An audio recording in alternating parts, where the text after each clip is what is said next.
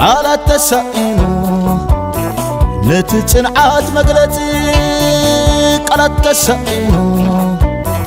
ነትትብዓት መግለጽ ሽመይ ተገረላይ ዮሐንስ አዱኛ ከንቲባ ከተማ ማጨው አመላ ዓለም ትርከው ተወለድ ተጋሩ አውሽተ ዓድል ለኹም መላ ህዝብ ትግራይን ሓይልታት ምክልኻል ጸጥታ ትግራይ ስድራ ስዋኣትን ደቂ ስዋኣትን መላ ሃሮኛታት ትግራይን ብድምር ኹርዓት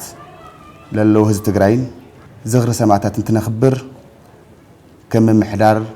ህዝብን ከተማ ማጨው ኹርዓት ይስምዓና ዝኽሪ ሰማዕታት እንትነኽብር ትማሊ ይኹን ሎሚ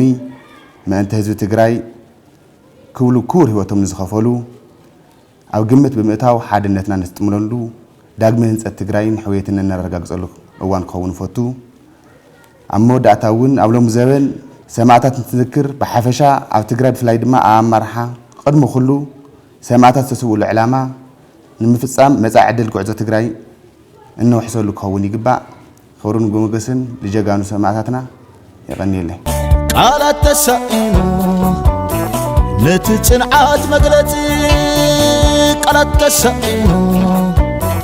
ነትትብዓት መግለጽ